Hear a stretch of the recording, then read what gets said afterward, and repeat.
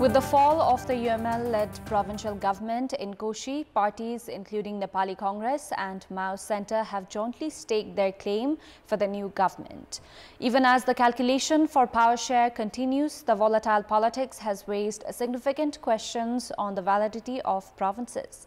It needs less to be said that the unstable provincial politics will give way to more questions on the requirement of the provinces, which have already significantly added to the burden of the state coffers.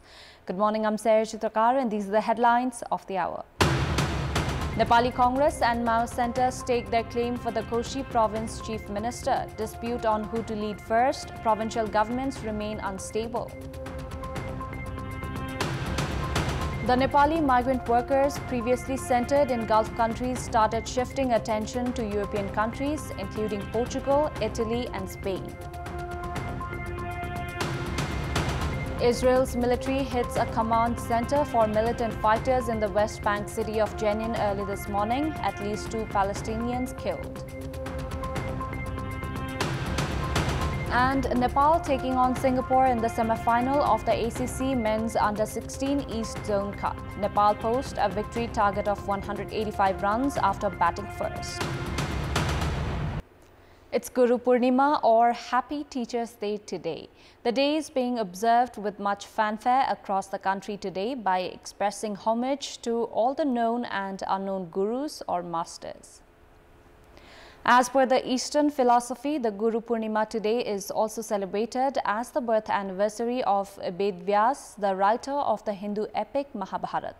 Gurus or teachers are given special significance today, as there is an age-old culture of receiving the blessings of one's teacher on this day. The academic institutions observe various programs to commemorate the day today. Nepali Congress and Mao Centre have filed their claims for the first term of Koshi Province Chief Minister. The ruling alliance has been making efforts to gain support from Rashtriya Prajatantra Party, while RPP has also expressed its aspiration of getting the first term of the leadership. Koshi Province Governor Parshuram Khapung has given political parties until this Thursday to form a majority government. Khapung has called for the formation of a coalition government under Sub-Article 2 of Article 168 of the Constitution of Nepal. The parties had remained divided concerning the selection of Sub-Article 2 and Sub-Article 3 of Article 168 of the Constitution. Political parties have begun preparations to form a majority government in Koshi Province after Chief Minister Hikmat Kumar Karki failed to clear the floor test on Friday last week. Even as Nepali Congress and CPN Mao Centre reached an agreement to take turns in leading the Koshi Province government, both the parties have been holding on to their stance of claiming the post of Chief Minister first. Leaders of Nepali Congress and CPN Mao Centre have reached the centre seeking help from senior leaders after the two parties failed to reach a consensus on the issue. The leaders had discussed over appointing the Chief Minister from the party of the Prime Minister at the centre. However, a final agreement has not been reached. Meanwhile, Rashtriya Prajatantra Party has filed its claims for the province Chief Minister, saying that Nepali Congress and CPN Mao Centre must not stake their claims to prevent the province from going to mid-term.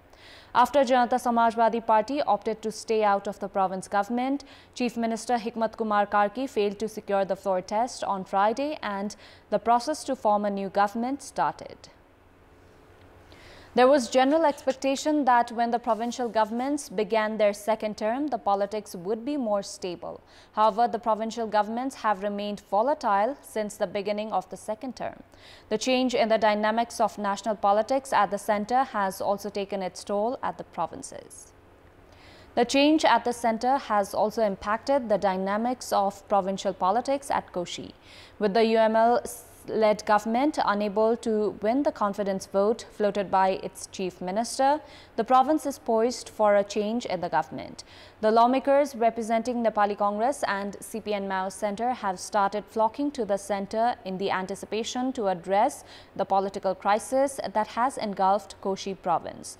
Prior to this, the centre had played a crucial role in clearing the stand of seen at Gandaki, Lumbini and Sudur Pashchim provinces. However, things are changing at the centre too, as the ruling alliance partners seem to be at loggerheads pertaining to endorsement of the upcoming budget. The Kathmandu Metropolis has warned of demolishing all illegal structures standing on the Lalita Niwas land. A team of Metropolis police officials that reached the Lalita Niwas land in Balatar yesterday gave the warning to remove all illegal and temporary structures from the area within 7 days. The Metropolis has added that the failure to comply with the directive will result in the local authority demolishing all structures. The Metropolis Police Chief Raju Pandey has also informed that efforts have already started to, what he said, protect the area with spiral wires. The Metropolis team has also pasted a notice regarding its warning to the owners of the illegal structures. 3 more alleged culprits have been arrested in the infamous Lalita Niwas land scam in the capital's Balwatar.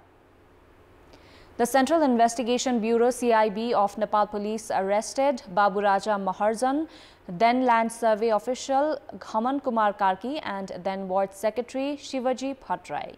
The CIB has proceeded with the investigation in the land scam under organized crime. As per law, any alleged culprit arrested under organized crime can be sent to 60 days of judicial custody for investigation. There are now 7 alleged culprits in police detention related to the case. The CIB has claimed that investigations are on to bring high-profile names, including former Minister Vijay Kumar Gakshadar, former CIA Chief Deep Basnet, under the legal bracket.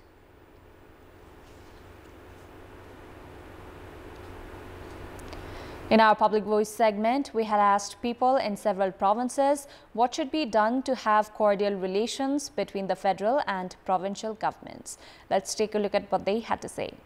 Public Voice. एक अर्कामा एउटा coordination committee जस्तो बनायो भने सजिलो हुन्छ एक आपसमा तिनीहरुले कुराकानीको छलफल गर्नुपर्छ आफ्ना पदका लागि झगडा गर्नु पर्दैन संघले चाहिँ के प्रदेशलाई चाहिँ सबै कुराहरुमा चाहिँ फ्यासिलिटी दियो सुविधा उल्ला चाहिँ दियो भने अधिकार दियो भने अधिकारहरु क्लियर हुनुपर्छ एकको अधिकारलाई अर्कोले हस्तक्षेप नगर्ने हो भने क्षेत्र अधिकार पनि बराबरी बाँड्नु पर्यो विश्वासको वातावरण हुनु पर्यो योजनाहरु बनाउँदाखेरि यसलाई कसरी तर्जुमा गर्ने कसरी कार्यान्वयन गर्ने भनेर माछा पानीको सम्बन्ध भए जस्तै एकदम मिलेर जाँदा सबभन्दा बेटर होला नेताहरूले एक आपसमा समन्वय गरेर अगाडि बढ्दा संघ र प्रदेशको राम्रो सुमधुर सम्बन्ध हुन सक्छ अधिकार सबै हाम्रै मात्रै हो भन्ने केन्द्रबाट सञ्चालित भएर प्रदेशले चाहिँ अधिकार नपाएको अनुभव जनताले गरेका छन् संघको संघमै बनाइराखा प्रदेशको बनाइराखा त्यो बाज्यो त्यो बाजी नदिनलाई चाहिँ नीति नियम तथा कानुनहरु चाहिँ एक ठाउँमा बसेर गर्नुपर्ने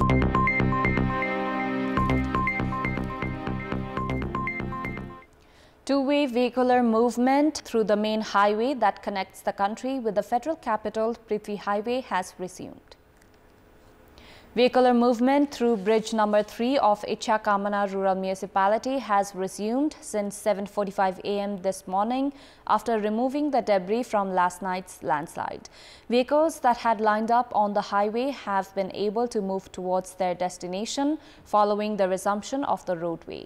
Landslide in the area had buried a truck that was headed to Kathmandu from Narangad, while the driver Ram Pukar is being treated at a local hospital. Landslides in the area had continually obstructed vehicular movement since Thursday noon.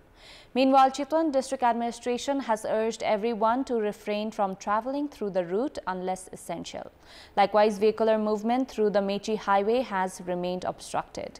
Vehicular movement had resumed for a short while last night. However, the flood in Hewa River halted movement once again. Chairperson of Taplejung Chamber of Commerce and Industry, Narayan Thapa, has reported of lack of access to cooking gas, diesel, among other petroleum products in the district. Furthermore, the Chatara Mulghat Ganesh Chowk road section under the Tamor corridor has remained obstructed. The Department of Road has said that the road section in Khandbari, Kimmathanka under the Koshi Highway has also remained obstructed. The Nepali migrant workers, who are mainly concentrated in Gulf countries for employment, have started shifting their attention to European countries, including Portugal, Malta and Romania.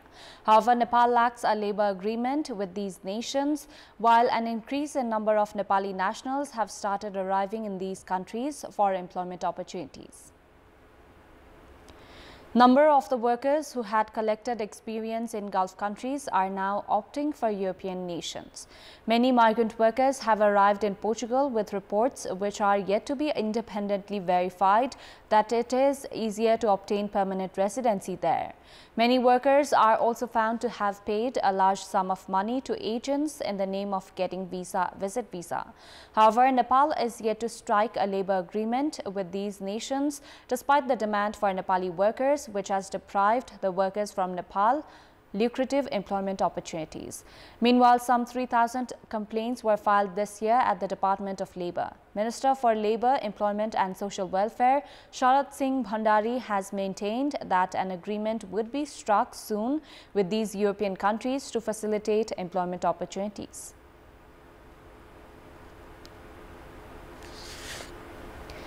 Time now for our segment, Public Pulse, where you text us with your opinion. Public Pulse. Here's the question: why do you think the Department of Money Laundering investigation has not been effective? Your options are A, political interference, B, feeble laws, and C, lack of qualified human resource. Voting is on. Tap any WS, select your option A, B or C and send it to 34001 to share your opinion with us. Time now for international update.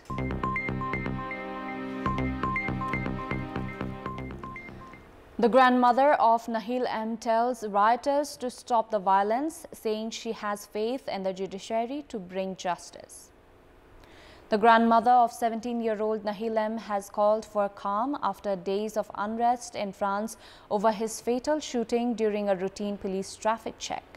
The shooting of the teenager of North African origin, caught on video, has reignited long-standing complaints about police violence and racism by poor and racially mixed urban communities.